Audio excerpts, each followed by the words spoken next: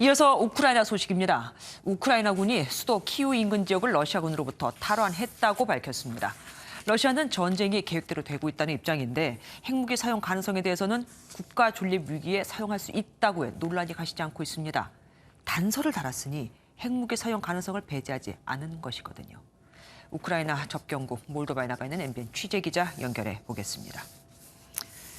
이규현 기자, 우선 전쟁 소식부터 전해주시죠.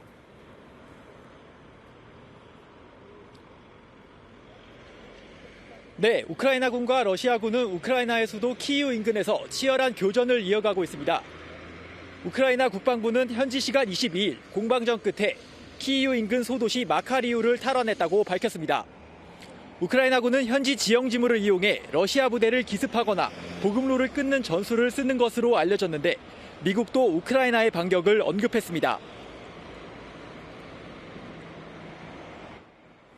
What I would tell you is, though, that we have seen indications that the Ukrainians are going a bit more on the offense now. They have been defending. 우크라이나 측은 러시아군의 남은 군수물자가 사흘치에 불과한 것으로 판단하고 있습니다. 보급이 어려운 데다 인명피해도 커지면서 러시아군의 가용 전력은 90% 미만으로 떨어졌다고 미 국방부가 평가했는데요.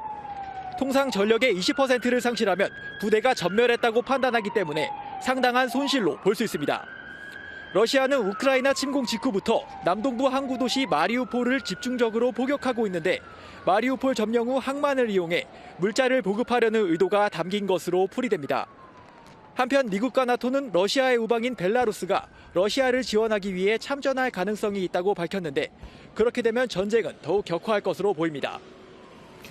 우크라이나 전쟁의 교착 상태가 계속되면서 러시아가 혹시 핵무기를 사용하는 게 아니냐는 우려도 나옵니다. 네, 일각에서는 벼랑 끝에 몰린 푸틴 대통령이 소형 전술 핵무기를 사용할 것이라는 관측이 나오고 있는데요. 이에 대해 러시아 측은 국가 존립이 위협받지 않는 이상 핵무기를 사용하지 않는다고 일축했습니다. 단서 조항을 달았을 뿐 핵무기 사용 가능성을 완전히 배제하지는 않은 겁니다. So if it is an existential threat for our country, then it can be used in accordance with our concept. 이에 대해 존 커비 미 국방부 대변인은 책임 있는 핵 보유국의 행동이 아니라고 강조했습니다.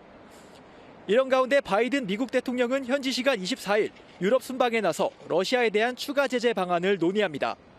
추가 방안에는 러시아를 주요 20개국 G20에서 배제하는 내용도 포함된 것으로 전해졌습니다. 지금까지 몰도바 키시나우에서 MBN 뉴스 이규현입니다.